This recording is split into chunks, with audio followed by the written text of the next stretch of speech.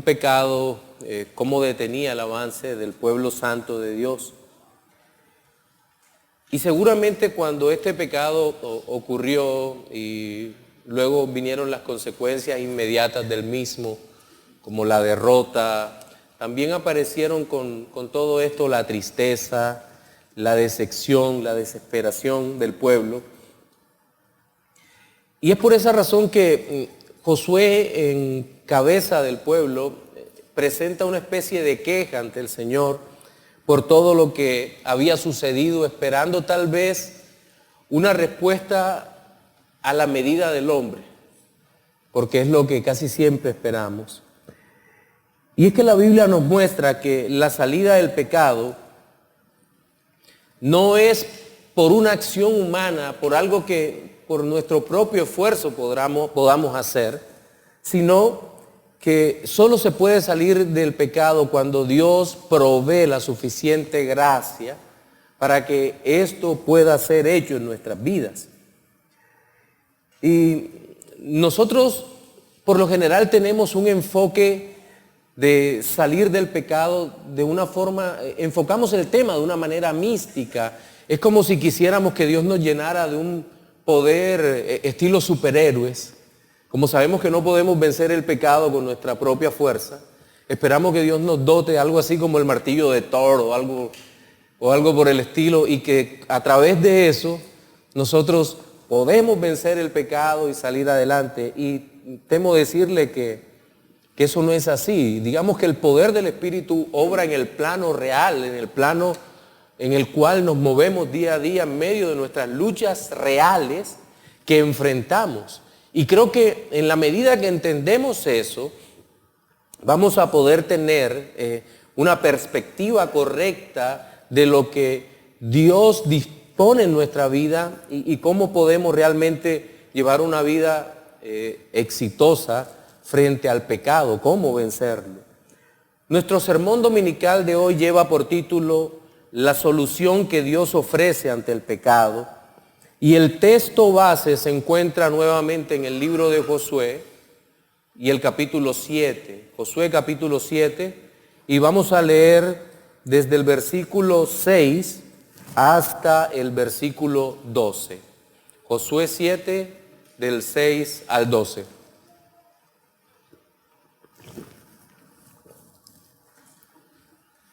Dice la palabra del Señor. Entonces Josué rompió sus vestidos y se postró en tierra sobre su rostro delante del arca de Jehová hasta caer la tarde.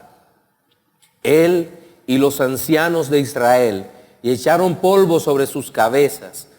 Y Josué dijo: Ah, Señor Jehová, ¿por qué hiciste pasar a este pueblo el Jordán para entregarnos en las manos de los amorreos para que nos destruyan? Ojalá nos hubiésemos quedado al otro lado del Jordán. Ay, Señor, ¿qué diré ya que Israel ha vuelto la espalda delante de sus enemigos? Porque los cananeos y todos los moradores de la tierra oirán y nos rodearán y borrarán nuestro nombre de sobre la tierra. Y entonces, ¿qué harás tú a tu gran nombre? Y Jehová dijo a Josué: levántate, ¿por qué te postras así sobre tu rostro? Israel ha pecado y aún ha quebrantado mi pacto que yo les mandé, y también han tomado del anatema y hasta han hurtado, han mentido y aún lo han guardado sobre sus enseres. Por esto, los hijos de Israel no podrán hacer frente a sus enemigos, sino que delante de sus enemigos volverán la espalda, por cuanto han venido a ser anatema. Ni estaré más con vosotros, si no destruyereis el anatema de en medio de vosotros. Pueden tomar asiento.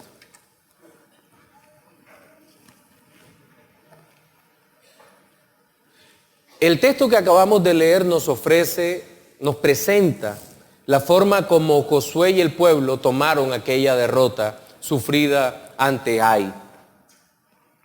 Y al parecer aquí comenzaron a aparecer los fantasmas del pasado, las tristes historias de Israel, parece que empezaban a llegar nuevamente a la mente de todo el liderazgo y de todo el pueblo. Y seguramente es esa la razón por la cual Josué reacciona con tanta tristeza en ese momento y presenta el caso delante del Señor con tremendo dolor. Y parece un reclamo, un reproche al Señor. Señor, ¿por qué? Pero esta oración recibe una respuesta y un poco extraña para nosotros de lo que usualmente podríamos esperar. El Señor no hace un consuelo sentimental o patético, sino que le dice, levántate, el pueblo ha pecado. Es una respuesta muy fuerte que Dios hace porque el asunto era serio, era la profanación, el sacrilegio en cabeza de uno de los hijos de Israel. Ya en la última parte del texto, es decir, en el versículo 12, encontramos ya lo que propone el Señor para poder ser restaurado del pecado, es decir, la destrucción del anatema. Entonces, en nuestro sermón de hoy vamos a tocar esos tres aspectos e iniciaremos hablando de la profunda pena de los israelitas por causa del pecado. Voy a volver a leer los versículos del 6 al 9, pero en una Biblia que poco usamos, que es la Nueva Biblia al Día. Voy a leer esos versículos del 6 al 9. Dicen, Josué y los ancianos de Israel rasgaron su ropa y se postraron delante del cofre del Señor, echando polvo sobre sus cabezas.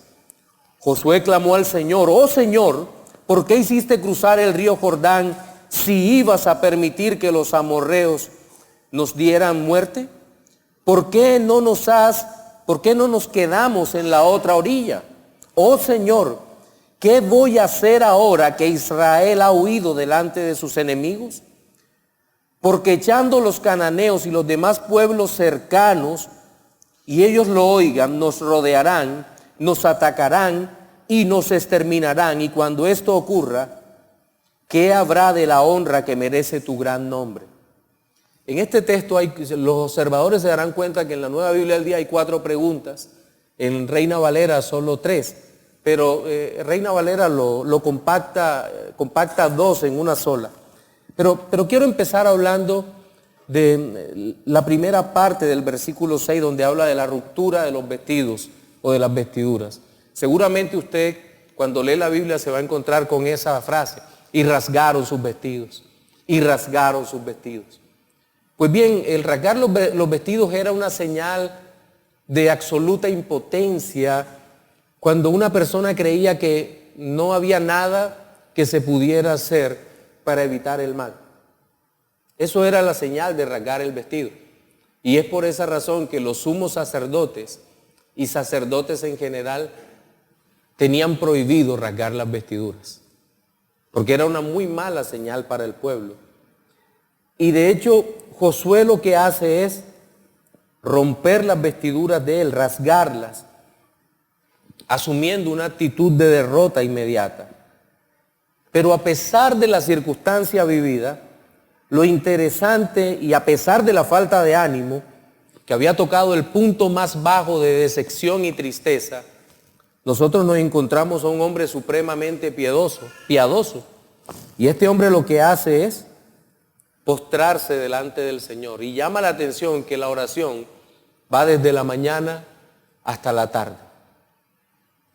Un hombre que ora en medio de la dificultad. Un hombre que en medio del sufrimiento no busca soluciones en sí mismo, sino en el Señor. Pero hay un pero. Digamos que la actitud de orar es correcta, pero la oración estaba cargada de un componente de ignorancia que no podemos dejar pasar por alto. De hecho, la oración reflejaba el dolor, pero al parecer aquel mismo pesar no le permitía a Josué reflexionar sobre este tema, sobre lo que estaba ocurriendo, porque había una especie de reclamo al Señor, si usted se da cuenta, una exigencia de explicaciones.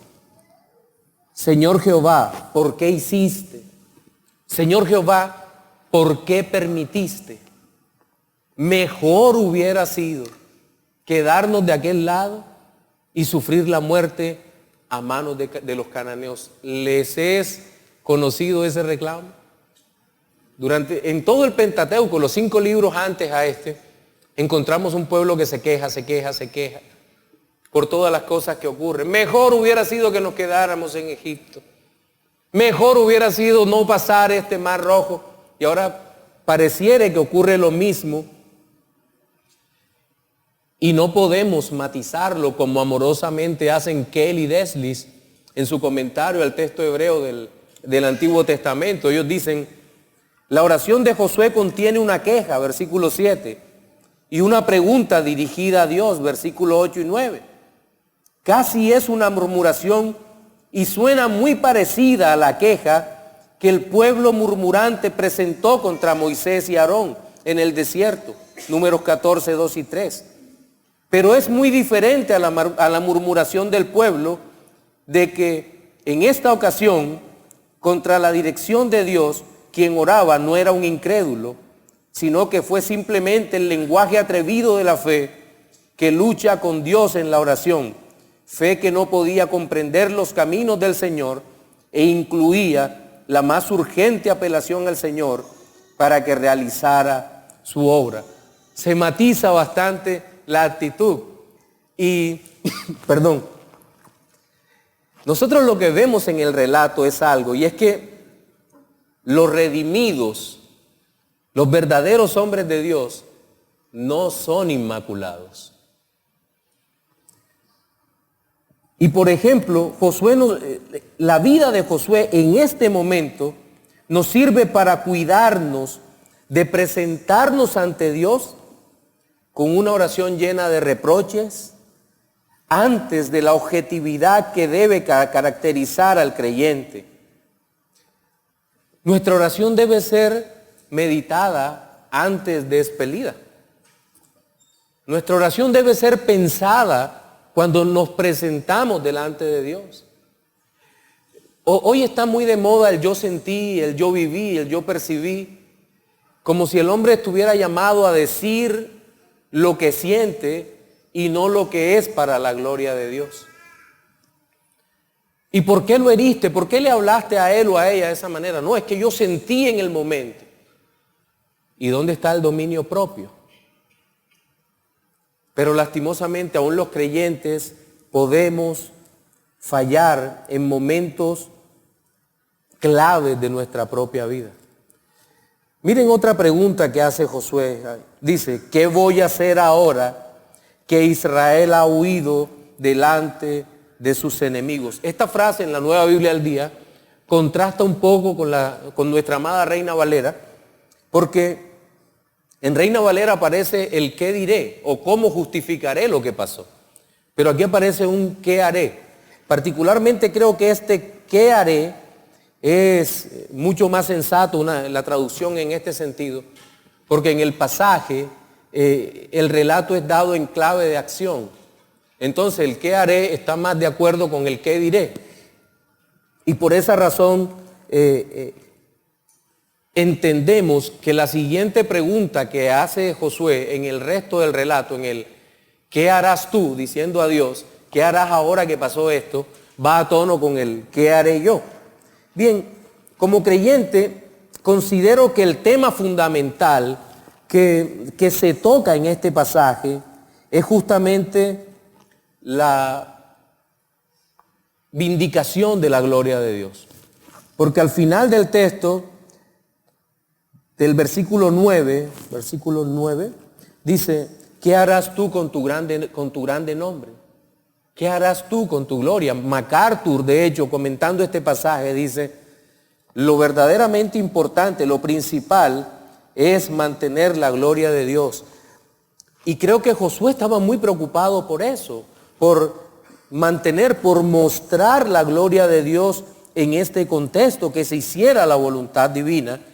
Y Josué, como hombre piadoso, realmente quería eso. Y esto es bien interesante, porque en medio de la derrota del pueblo y del dolor, Josué preguntaba, bueno, ¿la gloria de Dios debe mantenerse su nombre a pesar de todo. Pero Josué no pensaba en algo. Mire la pregunta que hace: ¿qué harás, Señor? ¿Qué harás tú a tu grande nombre? ¿Qué harás con tu gloria? Parece que se le hubiera olvidado algo. Lo que voy a decir es fuerte. Aunque todos los redimidos muriéramos, por decir una barbaridad, Dios seguiría siendo glorioso. Si Dios hubiera decidido no salvar a nadie a causa de nuestro pecado, la gloria de Dios se mantendría intacta. Pero a veces nosotros, no estoy hablando de Josué, quiero venir al plano aplicativo nuestro acá. A veces nosotros pensamos que la reputación de Dios está en juego porque Dios no actúe de tal o cual forma en nosotros, en nuestra vida. Señor, ¿qué pasará con tu gloria si yo sigo pasando trabajo y sin conseguir empleo? Nada. Dios seguirá siendo Dios. Señor, si no sanas a mi abuela de 110 años y la recuperas de la tremenda enfermedad que tiene, ¿qué pasará con tu gloria? ¿Qué dirá? Nada. No va a ocurrir nada. Dios seguirá siendo Dios. El problema lo tendrá el que no tenga en mente, en el alma, como fundamento de su existencia, la gloria de Dios. Ahora, no estoy diciendo que esto no sea doloroso. Josué estaba metido en su dolor. Pero tenemos que meditar en Dios, en quién es Él, en sus atributos. Y si estos hombres que hablaban con Dios de esta forma podían incurrir en estas fallas, es evidente que también nosotros en momentos de nuestras vidas vamos a fallar. ¿Y sabe por qué ocurre esto? Porque por lo general la valoración que podemos hacer de lo que sufrimos se basa más en el dolor que padecemos y no somos objetivos en la evaluación del sufrimiento. ¿Sabe qué? Nosotros jamás sufrimos lo que merece nuestro pecado. Jamás. No lo pasamos. Yo recuerdo hace algunos años, tal vez 3 años, estaba dictando una clase en el seminario Nueva Providencia y había un chico que se quejaba bastante. Por todo se quejaba.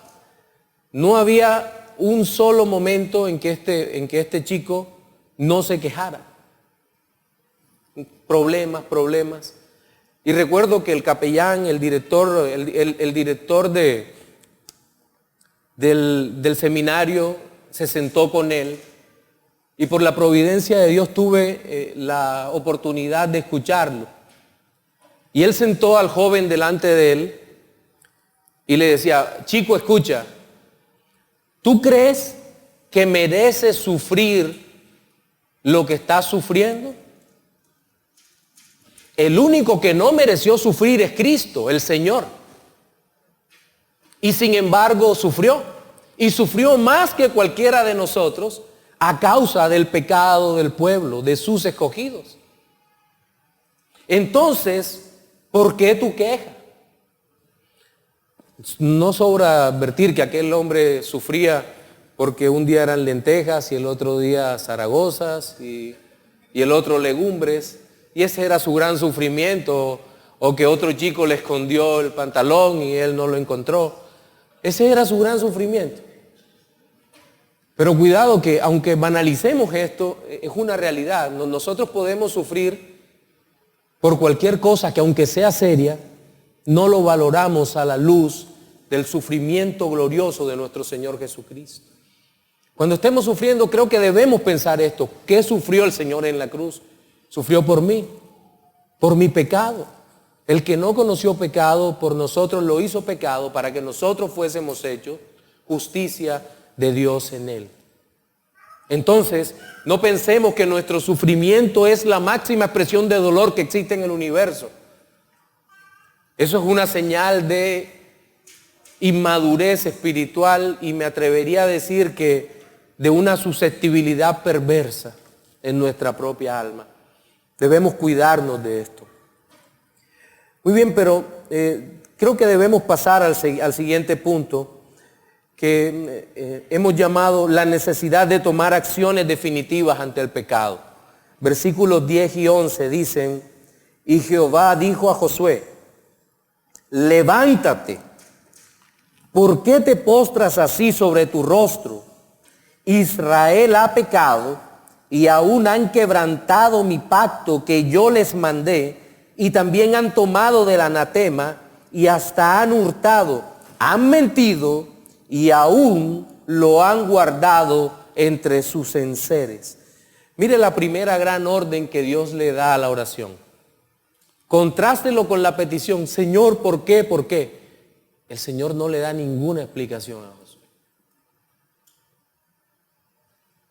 Le dice lo que está pasando, sí, pero no hay una disposición sentimental a dar un consuelo como aquel que acaricia la cabeza. Dice: no, no te preocupes, todo va a estar bien. No. Hay una ruptura aquí en la parte sentimental, llamémosle así. Es como si el Señor les estuviera diciendo: deja de orar. Raro, ¿verdad? Había orado toda la mañana y la tarde. No, deja de orar, levántate.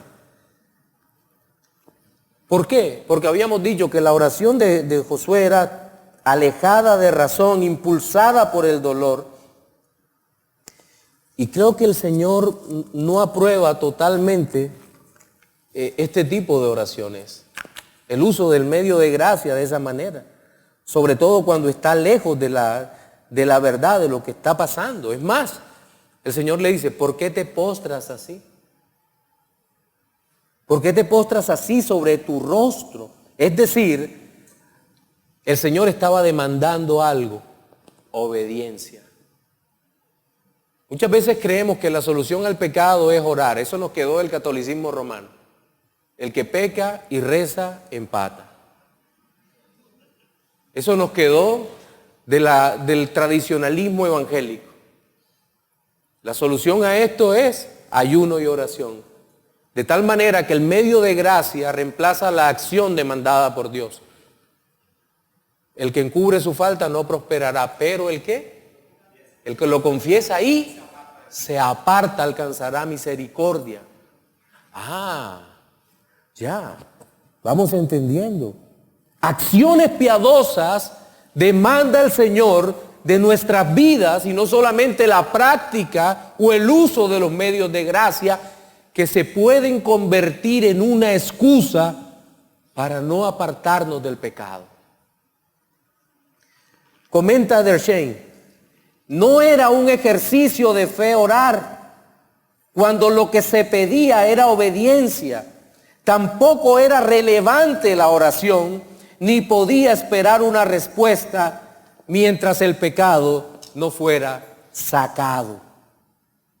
De seguro en esta parte alguno se va a levantar y me va a decir: pastor, eso es legalismo. Digo: no, un momento. No es legalismo. Todo aquel que ha sido tocado por la gracia de Dios tendrá una disposición nueva frente al pecado. Se va a levantar y va a huir y va a escapar y va a luchar y va a vencer. Sí, va a ser derrotado en algún momento, pero se va a levantar y al final de todo, en el nombre del Señor Jesús, va a vencer el pecado. Porque el poder que nos da el Señor es poder verdadero, no poder de superhéroes. Poder para vencer. Y es por eso que el Señor le dice: mira, Israel ha pecado, ha quebrantado el pacto. El Señor hace una demanda y lo hace en términos pactuales. El Señor le dice: yo les di el pacto a vosotros y ustedes han cometido una transgresión. Han violentado el mandamiento y no solo han tomado esto, sino han tomado el anatema. ¿Se acuerdan de los metales que tomó Acán? Han hurtado, han mentido y lo han guardado entre sus enseres. El pecado es dinámico, el pecado no se sacia, no se queda quieto. Profanó, es decir, tomó del anatema. Robó, ¿a quién le robó? A Dios. Mintió y aún lo han guardado entre sus enseres. Debajo de su carpa estaba oculto, como veremos en otro sermón. Y observemos algo. Aquí hay un tópico especial con lo que nosotros llamamos pecado oculto, y es un tema puntilloso. ¿Cuándo podemos llamar un pecado oculto? Es decir, un pecado que el Señor no perdona porque no se confiesa. ¿En qué momento podemos llamarle de esa manera? ¿Cuándo realmente escondemos un pecado? Bien, debemos tener cuidado en esta parte porque al parecer todavía subsisten en nosotros partes de una especie de mitología piadosa en donde nos llaman a hacer confesiones públicas por todo. Hay pecados que requieren confesiones públicas, pero muchas veces hay un deseo más morboso de ver sangre. De hecho, pareciera que a los pastores más de una vez se nos han acercado y nos han dicho, pastor, ¿y por qué ese pecado se enteraron por alguien? ¿Y por qué el pecado del hermano tal no se hizo público? Y uno le da hasta miedo mirar hacia atrás porque uno cree que cuando mire así va a haber un hermano con 2 colmillos aquí, sangre, sangre. Y uno dice, un momento, todo tiene su resorte, ¿no? El propósito de Dios no es avergonzar. Pero entonces, ¿qué es eso del pecado oculto? Yo creo que el asunto focal tiene que ver con la dureza del corazón del transgresor, que es incapaz de presentar ante el Señor con toda sinceridad el pecado. Y que no busca verdaderamente ayudas para que su pecado y su maldad sean perdonados realmente. Y es que solamente aquel que ha sido tocado por la gracia del Señor puede presentarse delante de Dios pidiendo perdón. También hay una dureza cuando se peca contra el hermano, de acercarse y decirle, mira, perdóname porque pequé contra ti. Y en esos momentos prevalece el orgullo, y el orgullo se disfraza de falsa piedad para no confesar el pecado que se cometió contra el hermano. Porque ¿qué es más fácil decir? ¿Él tuvo la culpa? O cuando viene el orgullo y digo, no, fue que él me afectó, no me escuchó, no me oyó. Y en otro momento, en un momento de más sinceridad con el Señor, poder reconocer que nosotros hemos pecado contra el hermano. Eso es verdaderamente sacar el pecado y decir, perdóname, yo pequé contra ti. Yo pequé. Y creo que esto es una de las cosas que más necesita la iglesia. No es simplemente decir, es la aplicación de Mateo 18, el capítulo que más habla sobre la disciplina eclesiástica. No es solo eso, es en la relación cotidiana. ¿Ustedes por qué creen que nuestro Señor Jesucristo le dijo a Pedro, le respondió a la pregunta de Pedro de cuántas veces perdonaré a mi hermano? Hasta 7, y el Señor le dice hasta 70 veces 7. ¿Por qué razón? Porque nuestro corazón tiene una tendencia terrible a pecar. Es continuo, es continuo. Miren, en un mal día de un hombre o una mujer que son pareja, ¿cuántas veces se peca el uno contra el otro? En un mal día. Llegué molesto de la oficina, me pasó de todo. Mi esposa estaba molesta porque los chicos se portaron mal. Y creemos que eso es un simple disgusto. No, son pecados. Y en ese contexto, ¿qué hay que hacer? Pues acudir al perdón. Al perdón. En los primeros años de matrimonio de seguro las peleas serán por otros temas. Y cuando pasen los años habrá otros temas de discusión. Pero ¿qué necesitamos? Necesitamos el recurso divino del perdón. Y digo el recurso divino porque el mundo no puede proveer esa gracia. Dad de gracia lo que de gracia recibiste. Una segunda aplicación creo que es necesaria en esta parte, aunque ya he hecho un poco de eso. Y creo que tenemos la necesidad de llevar todos nuestros pecados ante el Señor, aunque sintamos vergüenza. Seguramente los hombres y mujeres piadosos dirán, otra vez me presento yo delante del Señor con esto. ¿Qué haría yo en lugar de Dios? No te preocupes que tú no eres Dios. Preséntale tus pecados al Señor, que en Jesucristo, en su bendita y preciosa sangre, hay perdón. Abundante perdón de pecados. Y eso nos lo ha prometido el Señor. Nuestros pecados fueron perdonados y por eso tenemos libre entrada al Señor. Pero nuestros pecados están siendo perdonados y están en el plano del hoy, en el plano existencial. En el hoy están siendo perdonados y serán perdonados. ¿Por qué? Porque el Señor lo ha prometido. Pero quiero finalmente ocuparme en el último aspecto de nuestra exposición, al que hemos denominado el principio de la solución dada por el Señor frente al pecado. Versículo 12. Lo leo en la Biblia de las Américas. Dice, no pueden pues los hijos de Israel hacer frente a sus enemigos. Vuelven la espalda delante de sus enemigos porque han venido a ser anatema. Cuidado con esa frase. Han venido a ser anatema. No estaré más con vosotros a menos que destruyáis las cosas dedicadas al anatema de en medio de vosotros. Aquí hay una de las advertencias más terribles, aunque nosotros la podamos ver como algo sencillo. ¿Cuál es esa advertencia? No volveré a estar con vosotros.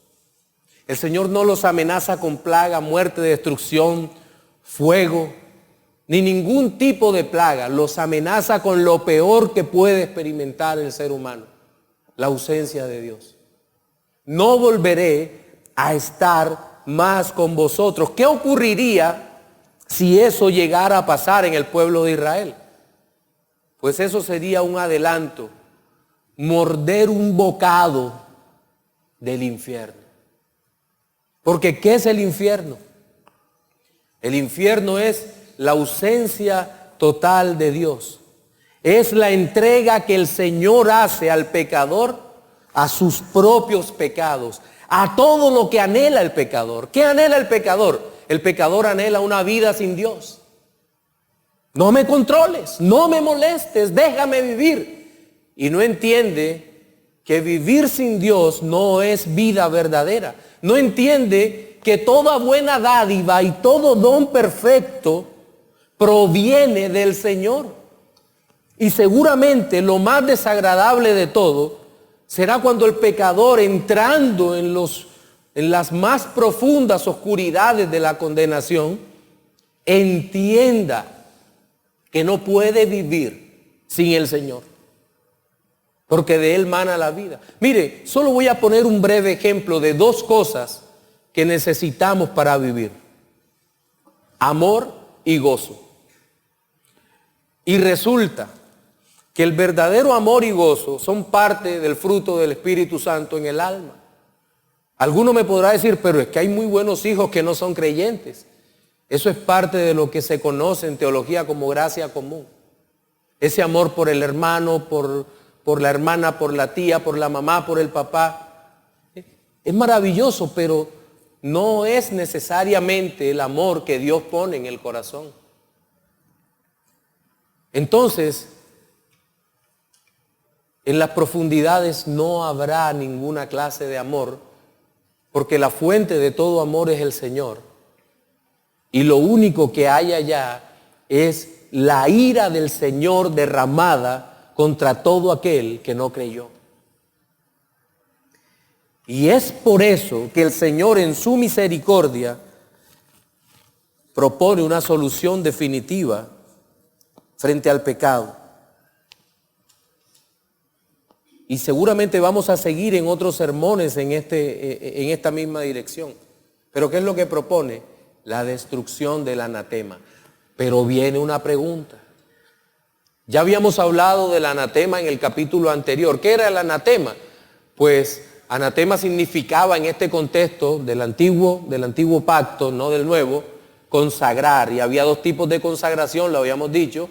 Una consagración para Dios. Toda la ciudad había sido consagrada como primicia. Los metales preciosos habían sido consagrados para el templo y una familia había sido consagrada para salvación. El resto de la ciudad había sido consagrada para muerte y destrucción. En este versículo, la idea que aparece es la idea de muerte y destrucción. Es decir, había que destruir el anatema, pero ¿qué era el anatema en esta parte? ¿Eran los metales, los materiales? No. El pueblo había llegado a ser anatema. Es lo que dice el versículo. Y es una declaración fuerte. Representativamente, todo Israel merecía la muerte, la condenación y la destrucción. Y como decía, esto lo vamos a explicar después, pero destruir el anatema era necesario para poder hacer frente a los enemigos y cumplir con el propósito eterno de Dios de darle una tierra a su pueblo. ¿Para qué? Para Él habitar allí con su pueblo. Canaán no era simplemente la herencia material, física, para que el pueblo descansara. No era simplemente eso. Canaán era una promesa espiritual también. Una tierra en donde Dios viviría con su pueblo. Ya lo hemos dicho. Esto es un tipo claro, una representación escatológica de la vida que tendrá la iglesia con su Señor Jesucristo durante toda la eternidad. Y por eso era necesario sacar el anatema para poder ser partícipe de toda la buena voluntad de Dios, de toda la bondad de Dios, del beneficio de Dios, de tal manera que nosotros podemos ver cómo Dios está dispuesto a perdonar, pero que de la misma manera requerirá, exigirá de nosotros que saquemos el pecado de nuestra alma. Con su poder, sí, con su gracia, pero debe salir de nuestras vidas por virtud o en virtud de la obra del Espíritu Santo, mirando la obra de nuestro Señor Jesucristo. Miren, creo que esto nos sirve de última aplicación, y es que los hombres de Israel no eran para nada conscientes del pecado que había cometido Acán.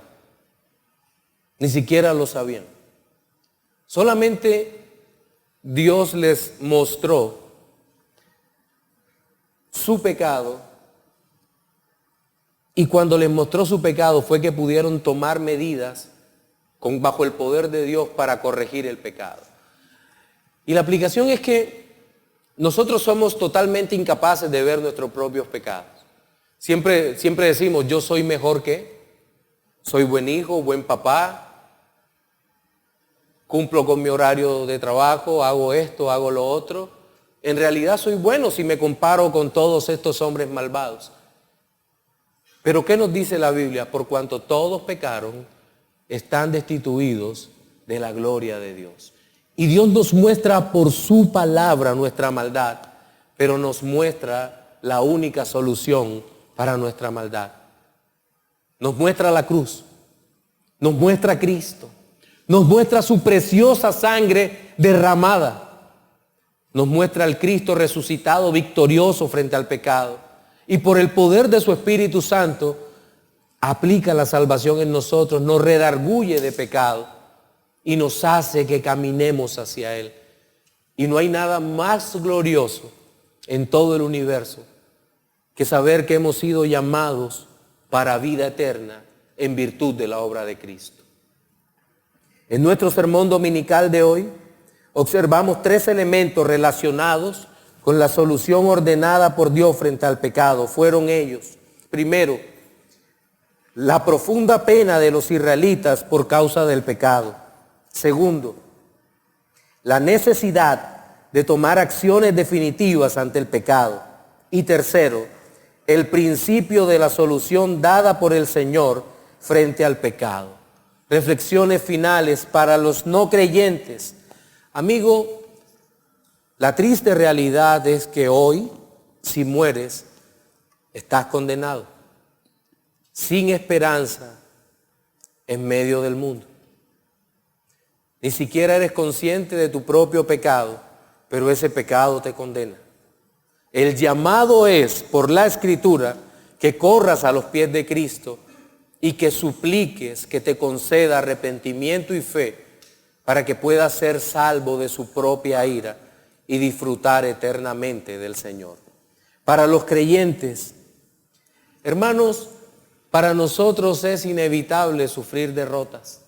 No hay posibilidad alguna de eludir el sufrimiento, el dolor que se puede experimentar en el mundo a causa del remanente de pecado que aún tenemos en nuestras almas. Y el camino hasta el cielo puede ser aún muy largo, dependiendo el número de años que vivamos. Y necesitamos perseverar, orar, sí, pero nuestro compromiso tiene también una dimensión de acciones piadosas, en donde el Señor nos ordena que nos levantemos y caminemos en dirección contraria a aquello que nos hace daño y que nos destruye. Es decir, siempre caminemos en dirección a Cristo, dejando atrás al mundo pecaminoso y su maldad. Amén.